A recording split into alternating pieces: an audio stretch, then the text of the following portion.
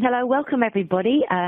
This is Charlotte. I'm the Head of Marketing here at Fish for Jobs. So welcome to today's free webinar on how to produce an interview-winning CV. Thanks for joining us today. This is a free webinar on CVs brought to you by Fish for Jobs and Daily Mirror. So I'm just going to start by telling you a little bit about the format of today's webinar. It's going to last 60 minutes or an hour. It's going to start with a 20-minute presentation from myself. And then we're going to move to the live Q&A with the Daily Mirror's careers editor, Tricia Phillips. And she's going to try to answer as many of your questions as she can. If we can't answer all your questions, don't worry, we're going to come back to you either via email or if you leave us a Twitter handle, we'll come back to you on Twitter.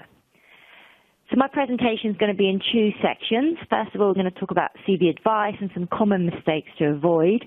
Then I'm going to move on to cover letter tips and advice.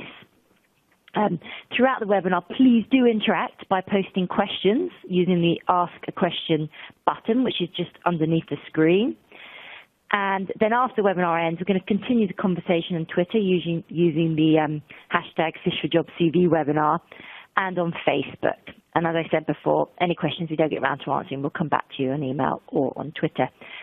And do check out our resources section. This is underneath the screen as well. We've got lots of free downloads for CV advice, cover letter tips, and CV and cover letter templates. I'll also reference them throughout the webinar. So just kicking off, why is your CV important? Well, the harsh reality is your CV is the only thing that's standing between you and a job interview because it's the only thing they know about you at this stage. You might have most wonderful skills, experience, personality, but all they can see really is these 2 pages of A4. Studies have shown that your CV has less than 30 seconds to impress. Most employers and recruiters are getting hundreds of CVs for every role. They're just going to scan read your CV. So how do you make sure that yours ends up in the yes pile rather than the no pile? So starting with some common CV mistakes to avoid.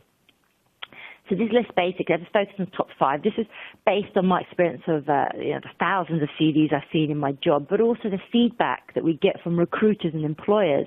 And there's some commonality across that. And so these are the top ones. So mistake number 1, bad formatting and layout. Now, I often get asked, what is the best format for a CV? And we have put in the CV template some layouts that we recommend, but there is no one perfect layout. You have to use your common sense and general tips are make it easy to scan read, have it in a chronological flow, and by that I mean you start with the most recent and work back. So if you're listing out your work experience, you start with your current or your last job and go back in time. Same with your education. Try to keep it to 2 pages. I know that can be really hard. If you've got loads and loads of experience, recommend maybe going back 10 or 15 years.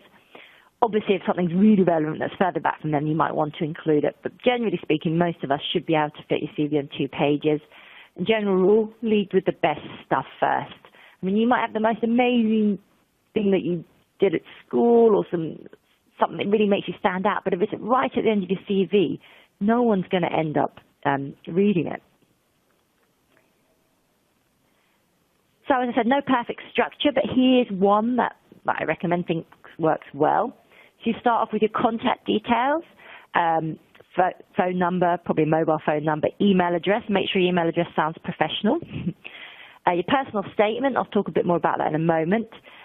Key achievements and skills, work history, education. Now, these 3, there is some flexibility here. You might want to move that around. For example, if you're a graduate, you might want to start with education because you probably don't have that much work experience. But again, use your own common sense and lead with the best stuff first. You've got to grab their attention early on. Hobbies and interests, again, where relevant, or this is a section you could drop off if you're running out of space. And references available upon request. You do not need to put your references on your CV. This normally happens either at interview or after they've interviewed you and decide they want to hire you. They may ask for if you're filling an application form, they may ask for references, and then obviously you need to include them then. So just drawing your attention to some resources that we've got for you. We've got a sort of generic CV template in the resources section you can download. We've got CV templates for graduates and school leavers, and we've also got a CV template for mature job seekers. So have a go checking those out just below the screen in the resources section. highly recommend avoiding fancy formatting. You can see on screen here this lovely real-life example that we've been sent. We've changed the names to protect the innocent or not so innocent. As you can see, Jenny, as we're going to call her, big fan of pink and unicorns. Keep it simple is my advice. And then common mistake number 2 is just having one version of your CV. You know, a lot of us wear different hats in our jobs or have really varied experience, but not all of it is of interest to a potential employer. Or you might be applying for different types of jobs or in different industries.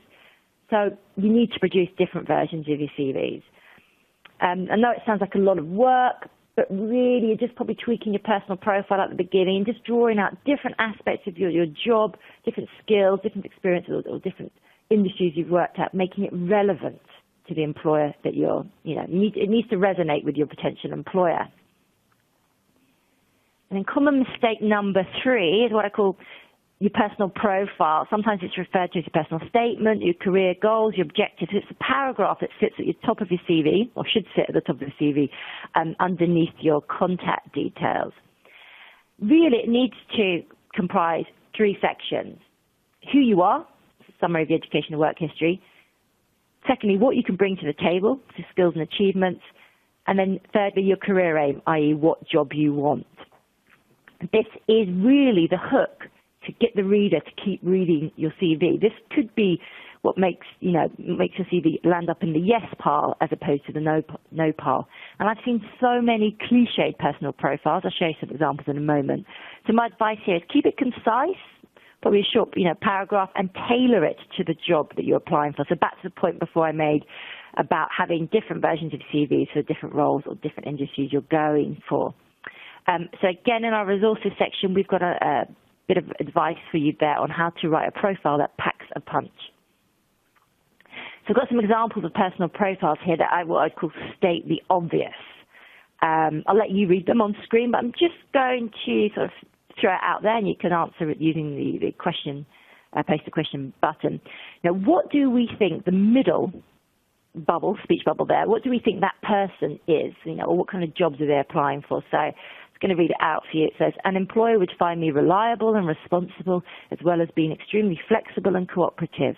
I'm eager and willing to expand my skills and try out new challenges that may come my way. I'm a bubbly and bright person that works well as a team or solely. I also believe I have enough experience and life skills to excel at any challenge thrown my way. Well, that person, believe it or not, is actually a civil engineer. But there's nothing that tells me about that, that tells me that just from reading that personal statement. So I've put together some examples that sell. If I look at the third one on there, I think this is a great one. It's a results-oriented sales professional with 10-plus years proven experience in both B2B and B2C sales, confident networker with established relationships in FTSE 100 companies, including BT, Microsoft, and major UK retailers, managed sales teams, 15-plus people within IT, telecoms, and retail sectors. The only slight criticism I would say there is I'm not sure kind of where he wants to take his career. So that third point that I said, saying what kind of job you want. But, I understand what experience they've got, their skills, the companies they work for, they've got management experience, So some great examples here that actually really sell the candidate to a prospective employer. And moving on to mistake number 4. So I think you can see from the Dilbert comment there that conveys the point quite well. Poor spelling and grammar. So by far the biggest complaint from employers and recruiters about CVs, about candidate CVs, yet by far the easiest thing to fix. I've pulled out again some real life examples, either ones we found on the internet or ones being included in CVs we've been sent. So looking at top left, my interest includes cooking dogs. Would have been so much better if they'd included the comma in between those two words. Top right there. Would have been so much better if the person is included in the F in shift. This is so important across the board. It's not just for jobs that require good writing skills. It's any job that requires good attention to detail. And I can't think of any job out there that doesn't require good attention to detail. So get it checked. We often can't see our own mistakes. Get someone else to read it and check it for you, and every time you do your CV. And then the final common mistake, too personal. So times have really changed with regards to what data you need to provide on your CV. So a lot of the stuff that maybe, when I was at school or university, I said you need to include, it's no longer relevant. They may, if you fill out an application form, they may request this, that you include it. So obviously do include it. But as a general rule, here's a list of unnecessary personal data, personal information you do not need to include on your CV. So your date of birth or your age, your marital status, whether you have children or not, your national insurance number, your passport number, photos, and again, unless they ask you to include it. None of these bits of data actually affect your ability to do a job. Okay, photo, unless you're applying to be, a model or a job where your looks are really important, in terms of affecting your ability to do the job, you don't need to include them. Last point, relevant hobbies. I'm not a big fan of including hobbies and interests on your CV. Some people like it, some don't. I would recommend including hobbies and interests that demonstrate a particular skill or ability or are relevant for the job you're applying for. So I've put some examples here. Captain of the school hockey team, what demonstrates leadership. Duke of Edinburgh Award demonstrates commitment. A particular sort of charity or volunteer work shows you're proactive. Visiting museums and art galleries, great if you're applying for a job, in architecture or the arts. Cars, if you're going to be working with cars. Amateur dramatics, so applying for a job in drama or a role that involves public speaking. So just to recap, keep your CV layout clear and easy to scan read. 2 pages is recommended. Tailor your CV to the individual job or role or types of role or industries you're applying for.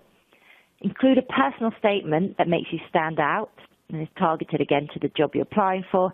Get someone to proofread your CV so that it's error-free in terms of spelling and grammatical errors. And remove any personal data that is not relevant to the job you're applying for. So again, just remind you of the resources that we provided for you, which are free to download. Your CV tips, CV templates. We've got bespoke CV templates as well for graduate school leavers and mature job seekers. And so just moving on quickly to cover letters. There's not that much to say about them, but should you bother doing them? The simple answer is yes, because most people don't. So it really sets you apart. Again, this is a snapshot of why your skills, achievements, and experience make you relevant for the job. So you can probably pull out quite a lot from your personal profile and include it there. I would also recommend including cover letters when you're applying for jobs on job sites such as Fish for Jobs. You'll often see when you're applying for a job there is a box for you to include your cover letter. Most people just put, please find attached my CV. So if you've got something, that is a little bit more tailored and shows that you made a bit more of an effort, I really recommend including it. So again, we've got some resources for you here. We've got cover letter tips and cover letter templates, again, including one for school leavers and graduates, because we know it's hard when you don't have that much experience and you're just starting out in your career. Just some top tips for your cover letters. Keep it short, structured, and snappy. Tailor to each job you apply for. Back it up with relevant examples if you can. It's also a chance to bring your reader up to speed with your current situation. So if you just left uni or you're returning to work after a career break, maybe having children, traveling, caring for a relative. It's sometimes hard to put that in your CV, so your cover letter really is your opportunity to do so. Stick to plain professional language, not sort of, hi there, dear, if you've got the name of the person, if not, sir, madam. Again, same rules as with your CV, proofread it with eagle eyes before sending it or get someone else to check it. And also remember to include your address, phone number, and email. Address will be emailing, obviously they will have it. And perhaps even when you're available to take calls or interviews. So again, just reminding you of the resources you've got to download relevant to cover letters. So that's it from me. I'm now going to pass over to the Daily Mirror's careers editor, Tricia Phillips, who's going to do your live Q&A. So thank you very much for your time, and we look forward to hearing your questions. Hi, Charlotte. Thank you so much for a brilliant presentation. I'm sure everybody got lots of useful tips, ideas and cheats and ways to help them get ahead when they're looking for a job. And hopefully they're all going to produce amazing CVs with all of that advice. Hi, everybody from me. I'm Tricia Phillips, the careers editor at the Daily Mirror newspaper. I do a regular section every Thursday, which is worth a read for finding jobs and helping you with advice as well. But today I'm going to help you with your questions on CVs. I'm going to kick it off with a question from Gary, who's asked about how he can catch the eye of a potential employer with his opening statement. Well, basically, Gary, as Charlotte said a bit earlier, personal statement is vital. It's the bit that gets the attention of potential employers. It can help you stand out and fast. Bearing in mind that, you've only got about 30 seconds to impress employers with their big pile of CVs that they're going through for each job. You need to get it right. Basically, you need to tell them in a couple of lines that you're the right person for the job you're applying for. Not just for any job or any old job. Let them know that you want this job, but you are right for it. You need to explain the experience, the skills that you've got. Spell that out. Make sure you include the key skills that they're looking for in the job description. Have a look over the job advertisement, see what they've put in there, make sure that you've covered as much of that off in your CV as possible. Just remember that your opening statement is your chance to stand out from the crowd, show you're a perfect fit for the job. Don't fill it with buzzwords. You've got to make every word count. It should be short and sweet, about 4 lines or so. And also, don't leave them guessing what you are and the skills you've got. And then got a question from Charlotte, who's asked about changing careers, saying that she's applied for lots of jobs and not had a single interview. She said she's had advice from a number of professionals on her CV, and she's now just confused. She reckons there's clearly something wrong with it. Obviously there is if you're not getting any interviews. Basically, you need to make sure that you're creating a CV that's relevant to the job you're applying for, Charlotte. You don't just have one CV, you need to have a different CV almost for every job that you're applying for. I know it's difficult when you're changing careers, but what you need to do is highlight the new area that you're venturing into. If you continue to focus on your past career, it means that you're only going to confuse a potential boss. They're going to possibly think that your CV's on the wrong job pile and wonder why you've put your CV in for this job. You still have to list everything in reverse chronological order, i.e. the most relevant first.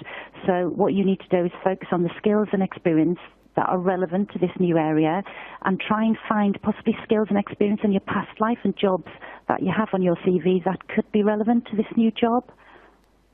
We've just got something in from Andrea saying that if she did a job in the past that is relevant to a role that she's applying for now, but it's not the most recent, can she put that at the top of her CV on the list of jobs, or should she list them by date? Well, the best way to do it and the best for everybody is to list everything in reverse chronological order, as I said before, which is the latest first. But what you may be able to do from this job, Andrea, is to bring something relevant from that job into your personal profile. The basics on the CV is to keep it recent. So that your irrelevant job descriptions are a bit shorter and tighter, and then make the most of jobs that you've done and experience you've got that is relevant to the job that you're applying for. If you can, Andrea, try and get this job experience on your first page of your CV. If you chop back a few things that you've done recently that you're not as important and don't really give the impression that you can do this job, then shorten them down, and then hopefully you might get the beginning of this review on your front page of your CV. That would be probably a good way to get it. I just want to remind everybody that if you nip onto the Fish for Jobs website, you've got a massive range of resources there that will help you with everything from CV templates for young job seekers, graduates, mature job seekers, just generic templates. Maybe if it's a cover letter that you need some help with, go there. You've got cover letter tips, there's CV advice, there's profile examples that will help you pack a punch and get the attention of employers. So don't forget, use everything on the website. It's all there to be used. Got a question here from Abby, who's been told by an advisor on a work program that her CV needed to be 4 pages long, but she's a bit confused because all of the other advice that she's getting is saying that it should be 2 pages, and she's asking what's best. Well, Abby, the advice about 2 pages really is the best. You should stick to 2 pages. You need to keep things to the point. Avoid including things like irrelevant hobbies. Employer doesn't really know that you enjoy socialising, because then, reading between the lines, they could set alarm bells ringing, and they possibly just think you've got a bit of a drink problem or that you're a party animal and you'd rather be out having a good time than grafting hard. Basically, it's your CV that gets you the interview. It doesn't get you the job. So you don't want to tell them everything, otherwise you've got nothing to talk about at the interview. You can explain more detail about various aspects when you bag that interview and meet them in person. What you need to do as well is imagine you're a boss. You've got hundreds of CVs to get through. You need to get down to, say, a short list of 20. So basically, the ones that are going to catch your eyes are the ones that are straightforward and simple, that give you the information pretty quickly in an easy-to-read format, and that have included all the right information so that you know there's a chance this person's right for the job. So there's a huge word here. It's called relevance, and that's what you need to keep at the back of your mind when you're writing your CV, and an employer or a potential employee doesn't need to know everything about your life. So just keep it relevant, guys. I've got a question here from Abdussalam Jamal. Apologies if I haven't pronounced your name right, but I hope that's okay. Saying that he needs to add a job that he's done recently to his CV, but it means it's going to take it on to 3 pages, which he doesn't like, which is good news, because that's not a great idea. Again, as I've just said, you need to keep it to 2 pages. And also, bear in mind the most recent things that you've done are the most relevant, because really employers want to know that you're up to date and that you've got all the relevant skills. So what I would do is tweak some of your earlier job descriptions, make them a bit shorter so that you can get this one on and spell out fully why you are relevant for this job. Hi Helen, we've just got a question through from Helen asking about how she can deal with gaps in employment. This is a big problem for a lot of people at the moment, especially where people have been made redundant. In the tough jobs market, it's been taken longer for people to get new jobs. What you need to do is to try and think of a way to fill these gaps with something that sounds worthwhile, something that sounds useful. It could be maybe that you've done some courses and training to update some skills.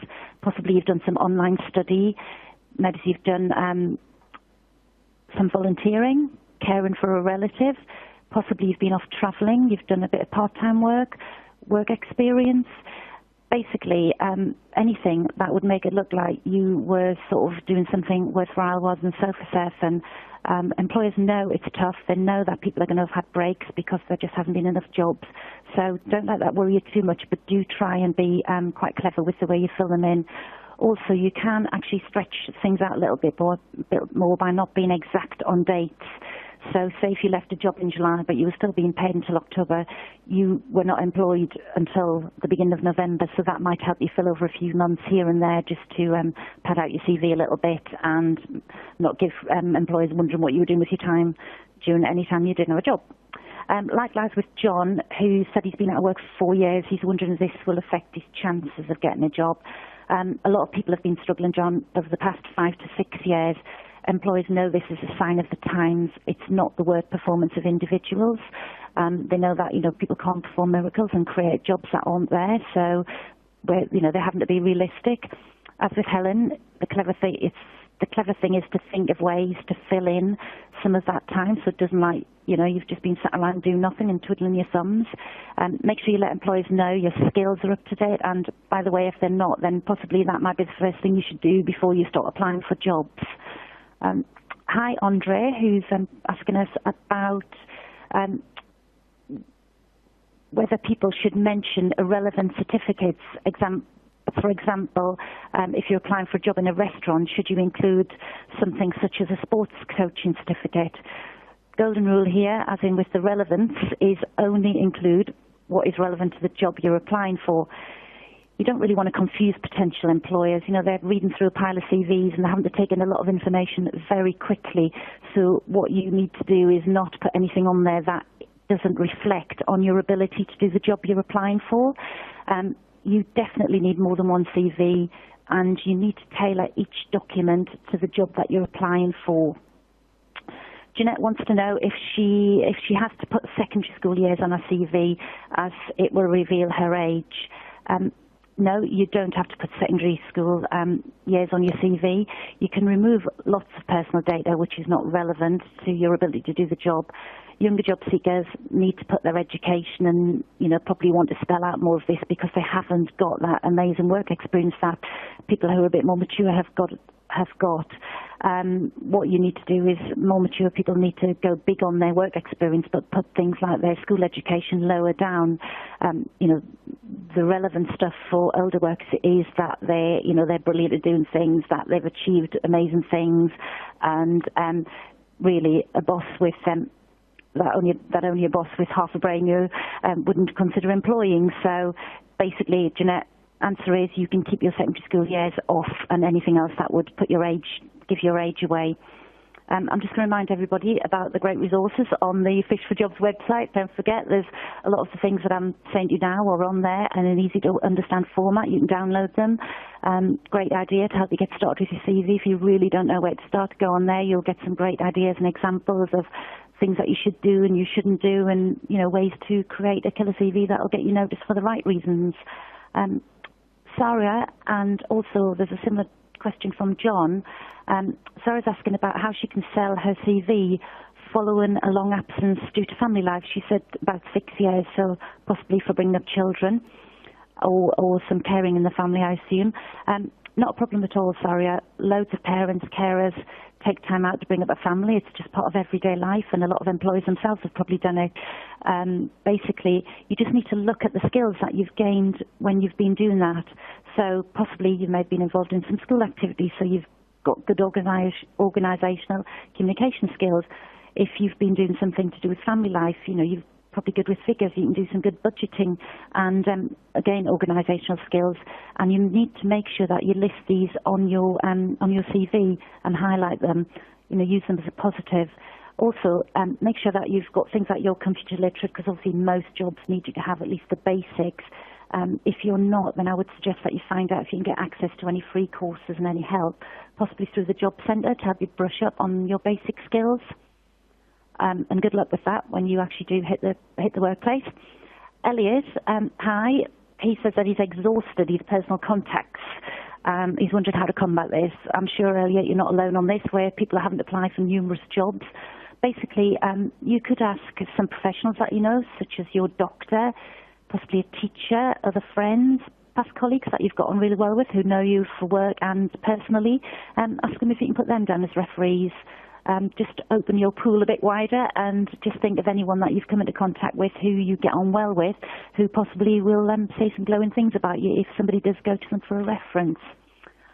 We've got a question here from Irana, who wants to know how she should approach writing her CV as she's applying for her first job, and she's got no work experience. Well, good luck with this, Irana. It's quite tricky at first, but basically you need to explain your situation. It could be, say, for example, that are you a recent graduate, and tell them that you've got a first-class honours degree. Brag about some of your big achievements in education. Let them know that you're fully qualified, that you're ready to start your career.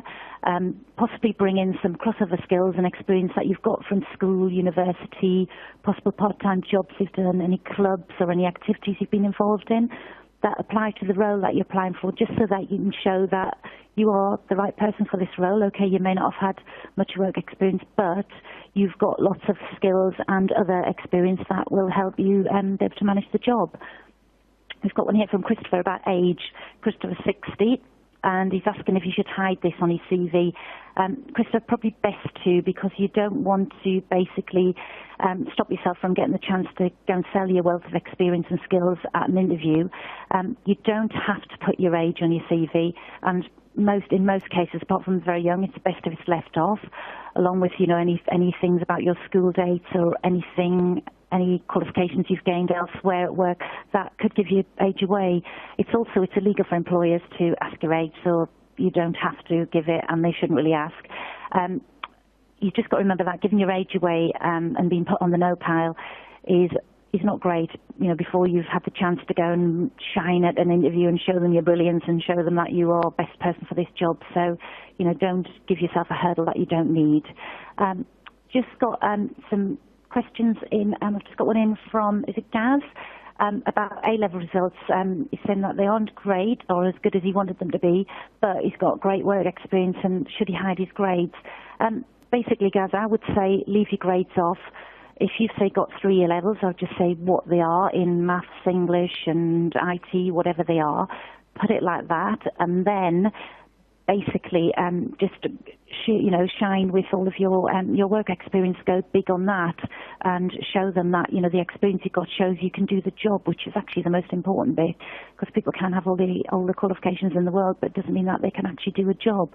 So just make more of the work experience you've got and what you've achieved makes you spell out, you know, whether you brought in more work, whether you raised more profits, whether you helped production. Just think about those things that are going to impress an employer, because at the end of the day, most of them are looking at the bottom line and they want somebody who's efficient.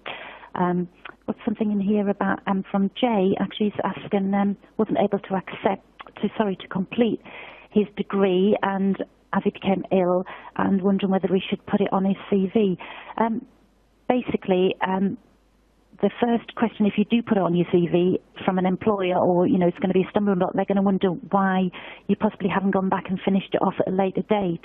So I would say, to save any questions or anything, I would leave it off.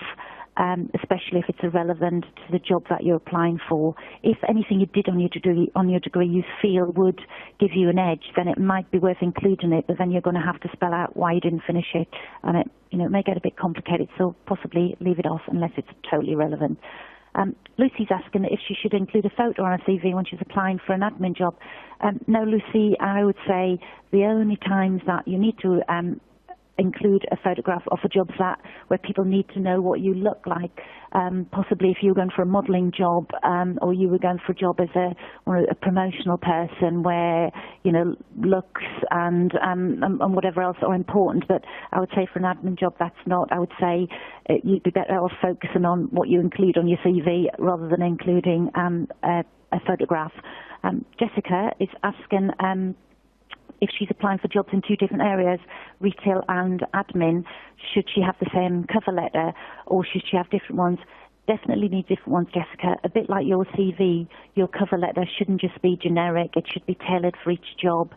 It should be just an extra few parts that help to sell you to employers, and you should tailor it to the job that you're applying for. So if you're applying for a retail job, make sure your cover letter and your CV are both slanted towards all your experience and qualifications and anything else relevant to retail. And then with admin, you should have a completely different CV and covering letter to go with that. Miles is asking about whether the webinar will be available as a recorded session afterwards. Yes, Miles, I was going to get onto this a bit later, but I'll mention it now as you've asked. You can, from tomorrow, you'll be able to go on the Fish for Jobs website and listen to the webinar, download it. I'm not sure if you can download it or listen to it. So if there's anything you missed or any bits you want to hear again, then please feel free to do that. It's there, along with obviously all the other resources. Once you've got a bit of advice from us, you might want to have a look at some of the templates just to help you get going. They are great. I even use them myself. Got a message from Annika here asking if she should have industry-specific CVs. Well, the same as Jessica earlier, Annika. Yes, you need to tailor your CV to each industry. You'll probably, some things will overlap and some skills will, and some of the skills from other industries will help you in another.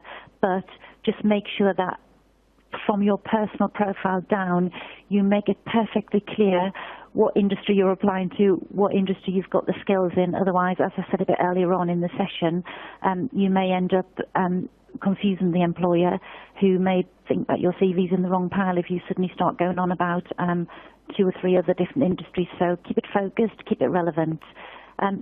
Dave's asking about cover letters format. He said, is there a rule of thumb for the length of a cover letter? Example, how many paragraphs? Basically, Dave, the basics is stick to 1 page. Probably at the moment in the current market, the shorter the better. I believe that your CV should be telling your story in a clear and concise format, and your cover letter should just add to that. as Charlotte said in her presentation, a lot of people don't include them, so inclusion one could help you stand out.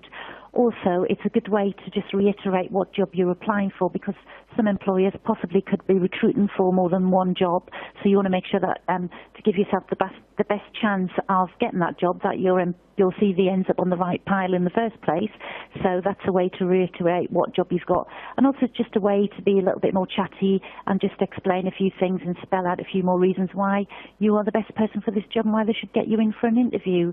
Hold on a minute, I've got a letter coming in from, we've just got Tracy's sent us a question about online application forms. She's saying that she's finding it increasingly that employers are not requesting people to complete an online application form, or requesting employees to recruit to complete an online application form, sorry about that, rather than a CV, and how can she stand out?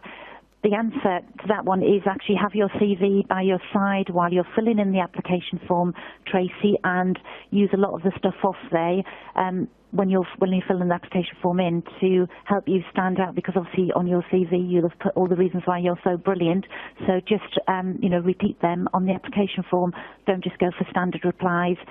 Show them that you know your stuff. Add a little bit more if you feel it's necessary, to let them know that you are the right person and they should be grabbing you up and getting you in for an interview. Thelma is asking about, is voluntary work valued? Answer, definitely yes. As I said a bit earlier on, it's a great way to fill in gaps in between jobs, but also it's actually a good way to test out jobs and look, if you're unsure about where you want to go, to do a bit of volunteering could help you decide on your career path. Also, employers look on it favourably because you're obviously coming across as a good person who gives, who is possibly a good team player.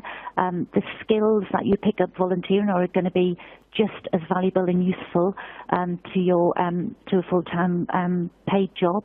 So yes, definitely, I often recommend people who are struggling to find work to go out there and do some volunteering, because I know a lot of people who've done that and actually it's landed a job for them. So definitely valued both ways. Hi, Alex. He's, I don't know whether you're male or female, could be either. You're saying that you've got missed years on your CV. Should you lie on your CV? That is a definite no. You need to explain the gap. As I said earlier, you might need to be a little bit clever in explaining the gap. You need to basically never lie, because you will get caught out. And wouldn't it be terrible if you got a job and you'd lied something really silly and little and then you ended up getting sacked just after you got a job? So please don't ever lie on it. Just think of some smart way to explain a gap on your CV. Like I say, look at volunteering, look at any work experience you've got. Amanda's asking about formatting on CVs. She's asking if she should use bullet points or bolding text. Answer, yes, bullet points are great because they help to divide your CV up, make it easier to read. Also, great to use bold to highlight different sections. So yes, they are great. It's nice to have a mix on your CV of full sentences, bullet points and some bold bits, so that various areas are highlight and stand out, and you've just got to make it as easy and straightforward and clean to read for employers, Amanda. Mike is asking about automated CV checking, as in how does he make himself stand out? Basically, Mike, you need to learn the keywords game and work out how, and make sure you've got all the relevant words that are going to work for the industry and for the type of jobs that you're applying for. Basics on this is to try a few words, see if they help you stand out. If you get interviews, then you know they're working, so carry on using them. Hi, everybody. We've got Hepsi, who's asking about changing their job and has got experience in the public sector and IT, and is looking for a public sector role. Should they take IT job details? Answer is yeah. Should they take off the IT job details? I'm so sorry, misread that. Sorry, trying to read it too quickly. Answer is yes. As I said a bit earlier on to an earlier question, it's best to keep everything relevant. You know, you want the best chance of getting yourself to an interview. That's what your CV's for. If you put irrelevant information on there, you could end up, that could be the bit that stops you from getting an interview. if any of your IT even, experience is relevant to the job you're applying for, then yeah, keep it on there, but maybe keep it down to a minimum. But, you know, keep it focused and relevant. 2 words I'm going to keep repeating today. Jessica says she's been self-employed, but she's now applying to work for a company again. Should she leave that off the CV? Answer is no, Jessica, because obviously I don't know how long you've been self-employed for, but self-employment is employment still. You need to explain what you've done and also look at all the transferable skills that you've got there. It shows you've got a lot of nous and that you can work, you know, under your own initiative, and explain how successful you were, what you achieved, possibly why you did it. There will be a lot of your skills that you picked up while you were doing your own stuff that will be relevant to jobs that you're applying for. So just, again, look at what's relevant and make sure you include it. Simone is wondering about how far back she should go on a CV. Basically, in terms of years, I would say 10 years is probably the maximum that you should go back, unless there is something amazing a bit further back that you feel is relevant to a job that you're going for. Also, this covers off the age issue as well, where, you know, those slightly more mature people like myself who don't want to sort of let people know that they've been around the block twice. So keeping it to 10 years will keep an employer guessing, and if you include the relevant stuff on your CV for the last 10 years, that is going to get you an interview, and then when they meet you, you can dazzle them with all your expertise that you've got. Nicholas is asking about he's got some modules on his degree, but he's struggling to get roles in admin or retail. He's got a master's degree, but he's struggling, to get roles in admin or retail. People are telling him that he's overqualified. When I leave it out my CV, he has to explain a 4-year gap. What does he do? Nicholas, you might need to play it down a little bit. Think about the things that what experience you've got in admin and retail. I would say put your degree further down your CV. Don't put it at the very top, where normally when we're telling people with degrees, if it's relevant, get that at the top so it's in flashing lights. Possibly put it further down your CV, then you don't have a 4-year gap to explain. And Keith is asking, is there any benefit to using websites such as LinkedIn? Definitely, Keith. They are really good for networking. A lot of the social media websites are useful in job searching and in helping to promote yourself, build your brand, get the word out there that you exist. I think LinkedIn is good because it's a bit more grown up than the rest. And obviously, don't forget to use Fish for Jobs for your job search, and obviously for all of the brilliant resources that we've got on there. I think I've got to as many letters as I can answer in the time we've got. I want to say a massive big thanks to everybody who's taken part. Thanks for joining us. I'm so sorry if I didn't get to your individual questions, but hopefully you feel a little bit more confident about creating a brilliant CV. Good luck with the job hunt. I know it's tough out there, but keep going and don't let them get you down. We'll answer some more questions in next week's Mirror Jobs section on Thursday, on Twitter and on email. And obviously we'll carry on trying to give you some good advice and help you in success with your job search. Just to remind you, the webinar will be available on demand tomorrow. That's Thursday. Click into Fish for Jobs website where you'll find it. And thanks again.